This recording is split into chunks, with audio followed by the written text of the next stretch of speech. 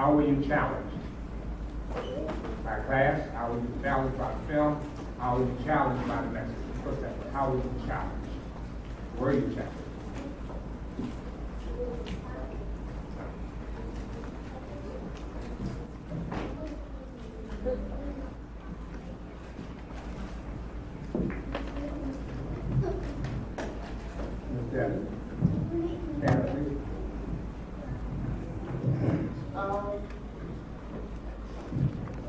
I'm always challenged with getting, Put up a little bit higher. I'm not, school's not the session. All right, I'm always challenged with giving, and we were talking about in the lesson, there's those 4 different points. And at different times, depending upon the situation, those different things hit certain needs. Because there are times when giving money is easy for me. And there are times when giving stuff. And sometimes my husband knows giving my stuff between the two of us. When he wants me to give my stuff, it's a major point of contention. Because that's my stuff. And he wants to give my stuff. And so, depending upon the time, if y'all ask me something during the school year, I can't do it because that's my time that I'm giving. So I'm learning in this that, maybe I'm gonna have to give my time during the school year. I'm gonna have to inconvenience myself. I'm gonna have to inconvenience in order for, I can't ask God to really bless me or bless us if I'm not going to be uncomfortable, as Rose said too. I learned that in my gift. So, amen.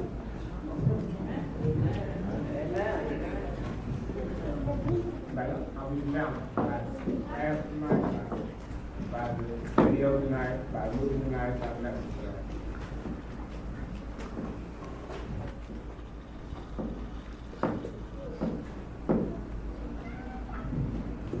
I can't believe you think we went to class, engaged in the discourse in class, watched the vignette, engaged in discourse, watched the movie, heard the message, and had been challenged in any way, shape, or form.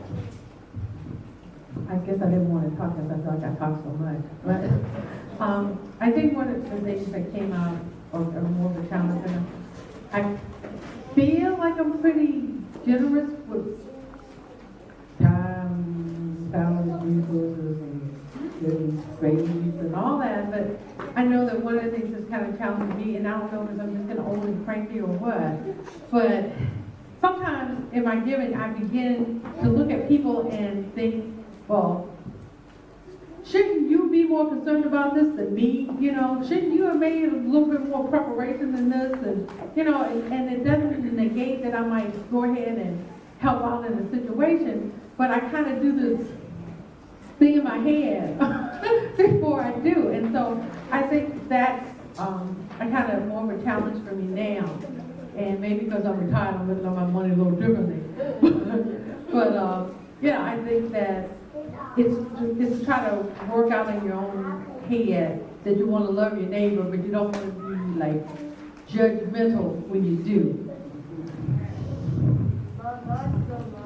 Anybody else? Mom?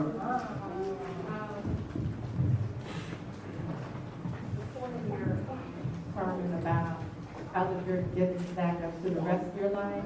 I just, just thinking about what I just did today. I have money to spend when I want to spend it. If I like it, I buy it. And there's no question about that. Sometimes I hem and haw, but I like what I like and I buy what I want because, I really don't have, I don't have anything. I have, disposable income. So, in thinking about that, I'm becoming, I like to give, but I think that I can give more than what I'm, currently giving. Not just with money, because it's not all about money. One of the challenges that I have is space, and because I have issues with my space, I give excuses for, you know, I don't have the money, I don't have the time, I don't have the stuff. So, in essence, my biggest issue is faith and I guess stuff. Because I want to hold on to what I feel is precious. That great illustration about the guy who, the gluttony, oh my goodness. Compared to what I give in terms of money, time, faith, stuff. Oh my God. Oh my God, is right.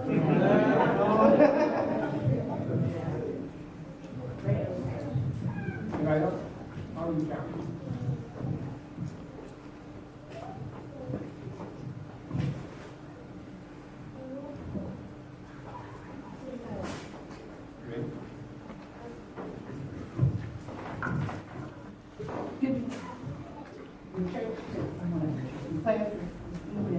While we were talking, I thought about my life before I got to know Christ. And I was telling the class, you know, when I was in the world, I still had the bills I have now. But I would sacrifice because I would want to do something with my money, with my friends, you know, anybody, whatever. And I would say, I take this. My rent due on the house note due on the first. I get paid again on the 15th. So I can take from that and use that to do this, and I'll put it back later.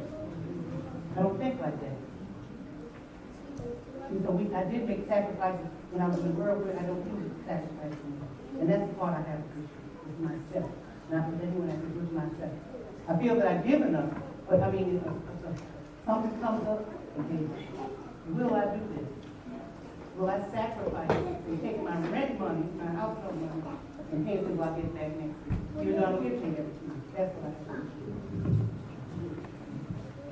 Anybody else?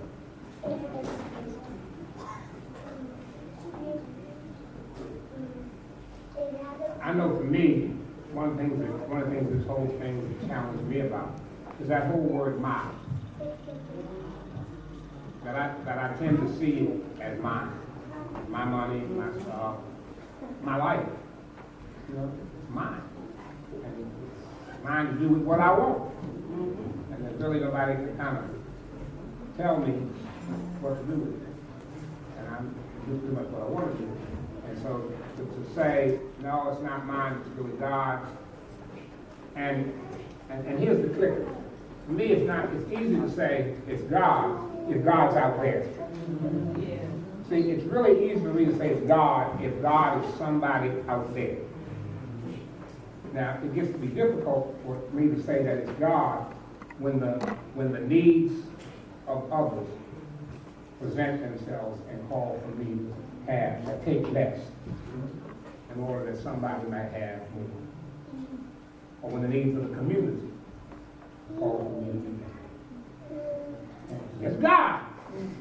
Cool with God. Because God, for most of us, we like God out there. I don't care nobody but God. Because the God that we serve is kind of like God was for David in the book I read one time. David said before Bathsheba, God was all right with him. Because everything he wanted to do, God said yes. And after Bathsheba, then God started to say stuff I ain't like. And then from that point on, David said, my relationship with God changed. And I think that for many of us, for me, you know, when God is always saying, yeah. Shall I buy the new car? Yes. Shall I make the house bigger? Yes. Shall I buy the new suit? Yes. Shall I go on the new trip? Yes. After all, you work hard. You deserve it. Huh? But then when God says, no. Huh? Give it. Sacrifice it. Let it go. Huh? I think that for me, 21 years ago, when I had to let Fifth Street go, I said that was a big challenge because I thought I was going to be there for life. It was pretty comfortable and it was pretty good. And I let that go. And when I let that go, for the first, those first years, it was cool. Somehow or another, God fixed it, so y'all paid, we do well, people get paid, I got new general secretaries. Money started, basically kind of kept on. Now, 21 years later, when all that's kind of changed, and when we're looking at it like a lot differently now, how we challenge?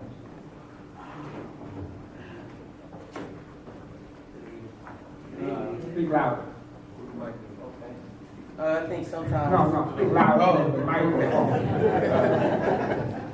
I think sometimes as teenagers, we're told a lot, what we're gonna give and how we should give. But what's hard for us is when it changes. So when more of your time has to be given, more of the money that your parents spend on you has to go somewhere else. That's the thing we really should be focusing on as teens, because I'm selfish. I am. I tell you that. I mean, I would do it, but it's like you said, getting out of that comfort zone. And so, what do you do when the situation changes? You give more, but how do you find a way to be okay with it changing? How do you find a way with being okay with getting more? Wow.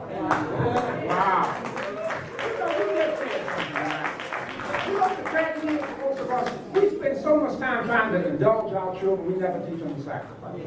Wait, hold on. We never teach them to give. We brag about how much we spend on them. But we never teach them. We are not going to take this trip this year because we're going to give. Huh? Some call it beyond ourselves. Huh? So that our children grow up never seeing us sacrifice. We'll talk to them about how much we sacrifice for them. But we never teach them, allow them to see how we sacrifice for others. And so what happens is they grow up selfish. And then when it comes to the point where they call upon to have to sacrifice for you, they don't want to do it. Because you have taught. I ain't got time to be spending money. Huh?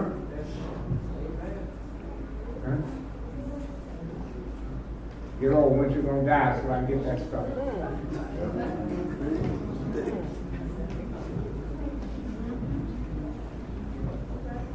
And then when they get it in their hands, they squander it.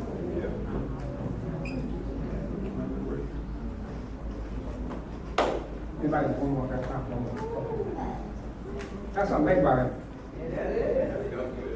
Huh?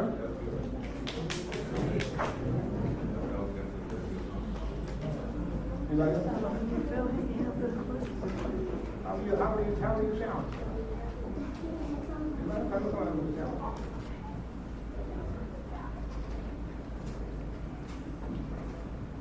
Kansas, how were you challenged? Were you challenged at all? No? Yes. How was you challenged? I know you were. That's why you were.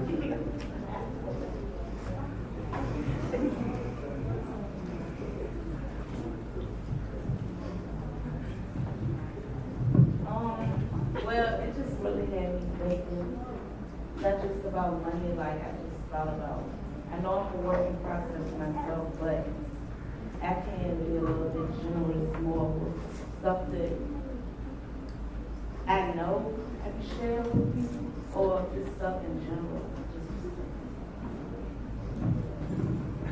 All right. We talked, I had a lot of talk about money, about stuff, about time, about space. I guess there's a sense in which all those things are somewhat problematic. Sometimes the biggest item that I have difficulty sharing is me. I mean, when I say that, you know, I mean, look at that. See, when you sit here tonight, and you say, where have you been challenged? Now, most of us have been challenged in some way or another. But you won't get up and say that because to do that means that you have to share with you. You have to share something about yourself. Huh? And so you worry, well, if I get up and share this, will I say it right? You got somebody gonna know my business. Somebody gonna know my business. Somebody gonna know my business. Because I'm always, you know, it's like they say when about dating, that when y'all start dating, or when you're dating, y'all got your representatives there. His representative there, her representative there, and your representatives are dealing with each other. And so many times when we deal with each other, we cut this man.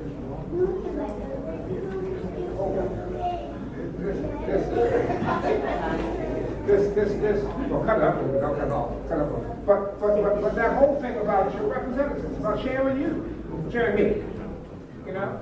And because I like to be right, sharp, good, Yeah, that's part of that. You're concerned that your opinion, that both opinions of you is gonna be diminished. right, The more you share. right. That's why you don't share. That's one way you don't share. And even in the context of relationship, of intimate relationship, one of the lessons of most marriages is that folks in the context of marriage don't really share with each other what they really think, what they really feel, what they really want.